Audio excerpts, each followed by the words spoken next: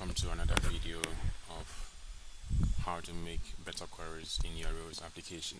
So today we're going to talk about something that we've done in a previous video, which is about eager loading and also using the load method, which allows you to cache your responses or your database query result sets. So in today's video, what we have is a flight booker application, a very simple one, where users get to select the departure airport and then the arrival airport, the number of tickets they want to purchase, and then the date of the flight. And based on this query that they make, we show them the available flights. Okay, so these here are just some random data for us to use. Okay, so now here a query was made, and then these were the results that we got back. Okay, so in that video I showed you that we can eager load stuff by using the includes method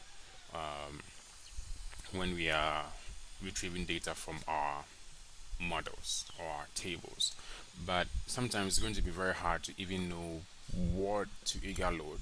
Okay, so for that reason there are some germs in Ruby that allows us to know when we are having this N+1 issue, so that we don't have to find it by ourselves. Okay, so now before we do that, let me take you through a tour of what we have here.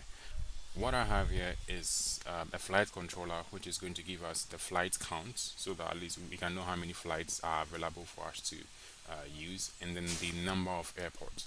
And you can see that here I'm just getting the number of flights. I'm not doing an all method to retrieve that. So I get all of that, and then the airports too, that's where I show here in the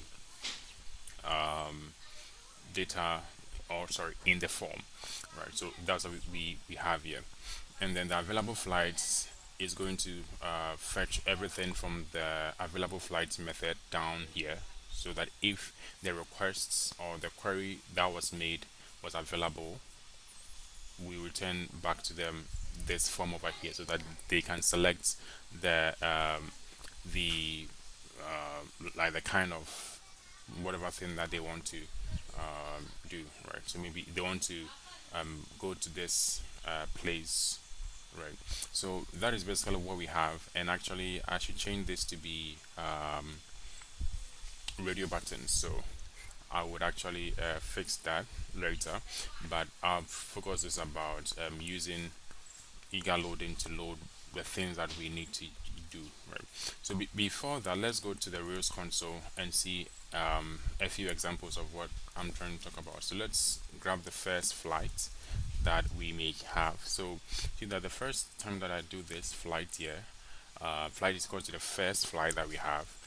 I make a request to the flights table and I retrieve only the first one, because I'm limiting by one because we're using the first method. Now if I need to get anything else, because remember that a flight, as we might have seen here, let me go to the flight model, right? So in the flight model we have a flight belonging to a departure airport, and then also belonging to an arrival airport. So for instance, if I want to know the departure airport, I can say something like flight.departure airport, right?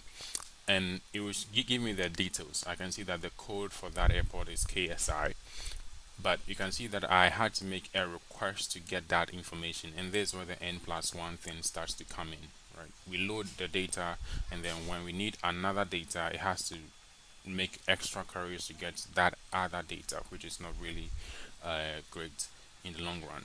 So that is what we have here. Also, if I go to flights, let's say I want to also get to know the arrival airport, and I do that, I see that that also gives me the data, all right, that is NYC, and another database query. But here's a nice part.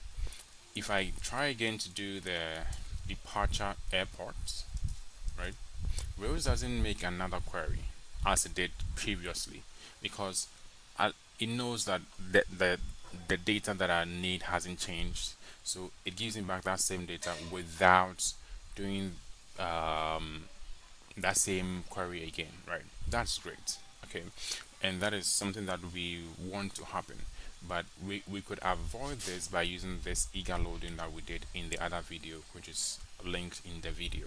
So now, to avoid this, that is why we usually do the flight is equal to flight dot includes, and this time around we're going to include everything that we need, which is first of all the departure airport. Yeah, let me spell departure right. Departure airport, and also we need the arrival airport, right?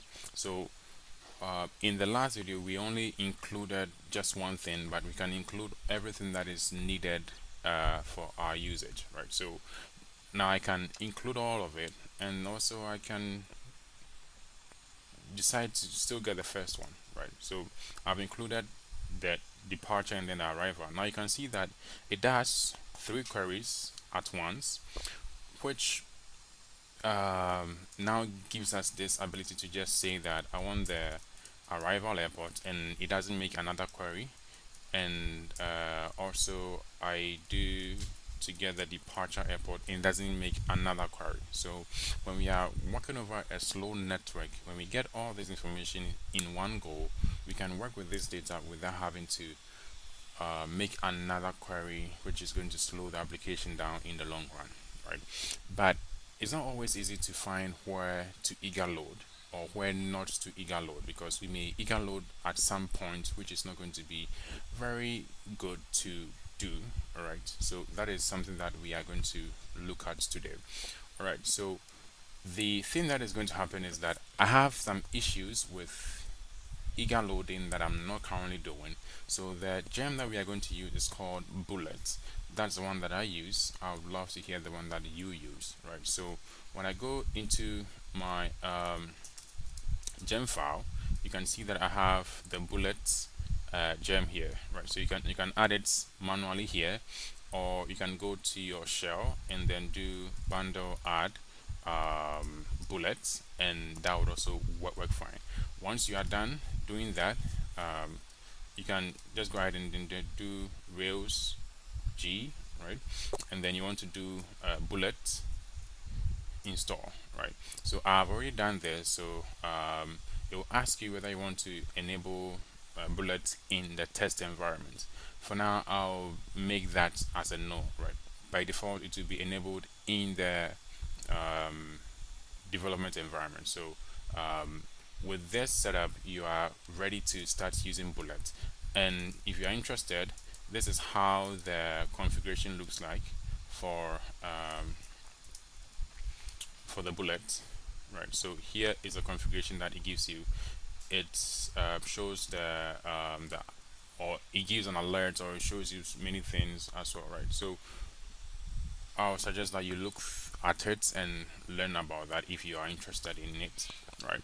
So with this here now, what I can do is, let's come to this place for instance. You may see some of them in as well, but I'll reload this here, and then you would see that I get this pop-up. You would also see it in the Rails server logs as well, right? And what it's telling me is that I can eager load something, right? So I should use eager loading, right? That meaning that I can use eager loading. So it says that the flight, it could actually use an eager loading of the departure airport. So I should add includes departure airport to my query. That's fine. And it also has a very neat way of letting you know where to find where that thing was eager loading, or where you can eager load it.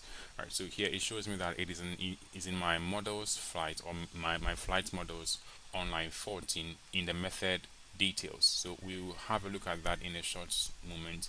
And also the same thing here for arrival airport. So meaning that in this method that I have in my flight model, I could use eager loading to make that happen in a nice way, so that I do not have to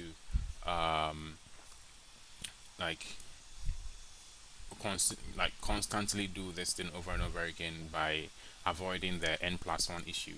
And the area where this is causing this issue is in my available flight form partial, which is somewhere on line 1, I think somewhere line 26 and 33, that's where the issue is occurring at, and the same thing here as well. So let's look at those files that are the issue. So the first thing that we do is to go to the flight model, and I can see that there's the details model where I'm getting the departure airport, the code, and then also the arrival airport, and then its code.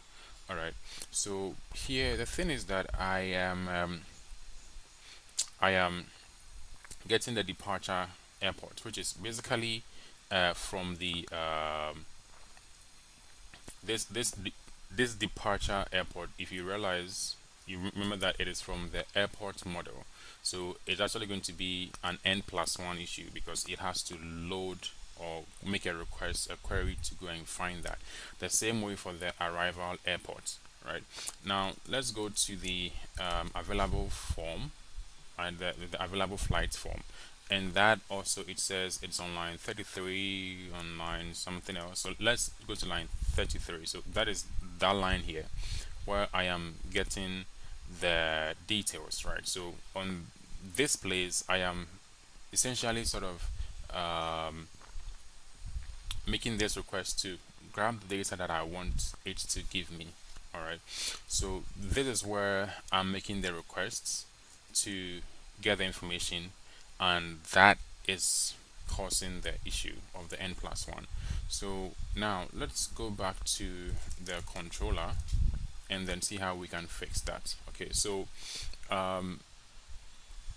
I know that I have a variable that I set here, which is available flights, right? So when the available flights are, or when the flights are available based on the query that they made, then I will simply just go ahead and then show them these things. So I believe so much that it is because that here, whilst I was loading the query or the data for this variable, I didn't probably include all the things that were needed.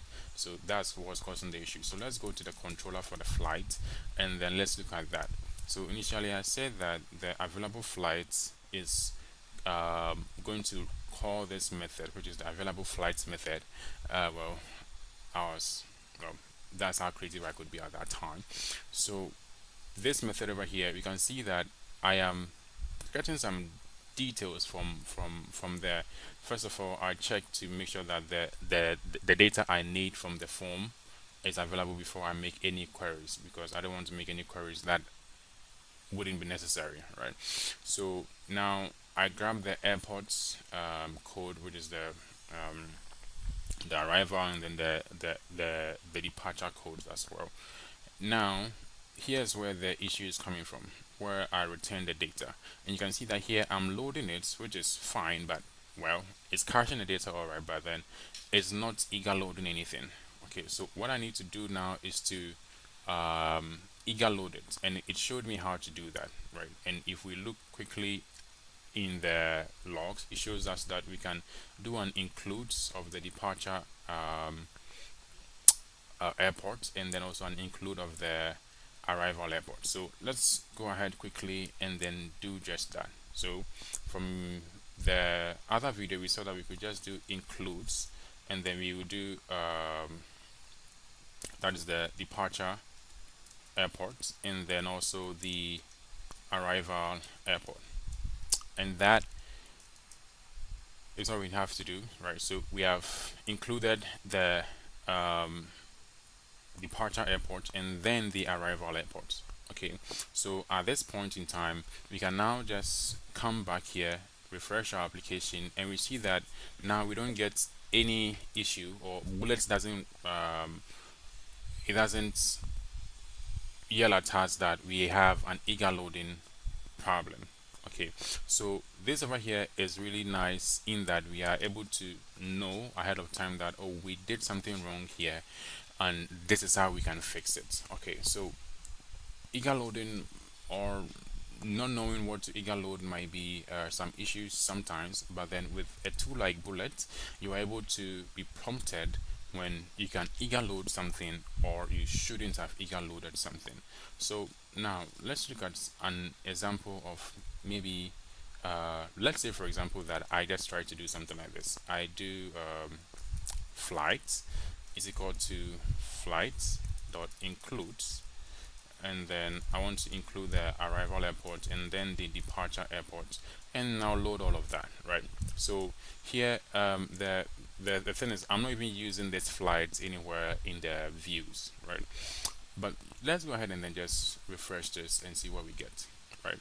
And you can see that right ahead bullets tells me that I should avoid eager loading, right? So the first time it told me to use eager loading, but this time around it's telling me to avoid it because, well, I don't really use it, right? So I'm eager loading something that I wouldn't use in my views, right? So eager loading is good, but then if you misuse it, it's actually going to cause much worse pain than you actually expect. So with a tool like Bullet, you're going to be able to know what to eager load to avoid the N+1 issue, and then what not to eager load so that you don't even have to worry about that in the first place. Okay, so that's all for this video. We learned about how to use the Bullet germ by installing it, and then also trying it out in our application and then seeing how it does, right? So I hope you learned something, and please add a comment in the comment section. Let me know what you thought about this here, and feel free to share how you do it, and I'm happy to learn from you as well. So as we don't want this to happen, let's delay that so that we don't have to, or we are not causing problems that we don't need in our application. So happy learning, and I hope you are going to be making much better queries in your application going forward. Thank you.